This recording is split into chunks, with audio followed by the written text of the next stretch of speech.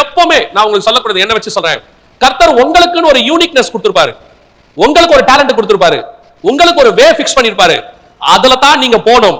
இன்னொருத்தருடைய டேலண்டோ, இன்னொருத்தருடைய ஷேடோவோ, இன்னொருத்தருடைய வேவோ ஒரு நாளும் உங்களுக்கு பிரயோஜனப்படாது. நமக்கு நிறைய ரோல் மாடல்ஸ் இருக்கு, நம்ம எடுத்துக்கணும். அவங்கள நிறைய பேர் நம்ம பாக்குறோம், படிக்கிறோம், அவங்க கிட்ட இருந்து சில விஷயங்களை கத்துக்கிறோம். ஆனா நாம் அவர்கள் அல்ல, நாம் வேற. கர்த்தர் அதுக்கு தான் உங்களை கூப்பிட்டுருக்கிறார்.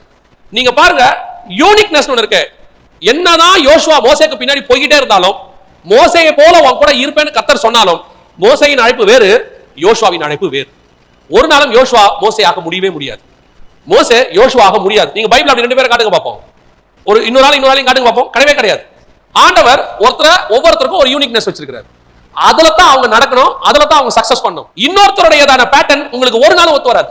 உங்களுக்கு ஒண்ணு தெரியணும், எப்பவுமே கர்த்தர் எனக்கு ஒண்ணு வச்சிருக்காரு, அதுல தான் நான் போகணும். நம்ம அத்தனை பேரும் ஒருத்தர மாதிரி வேணா மாறலாம், ஒரே மாதிரி மாறலாம். யார் மாதிரி தெரியுமா?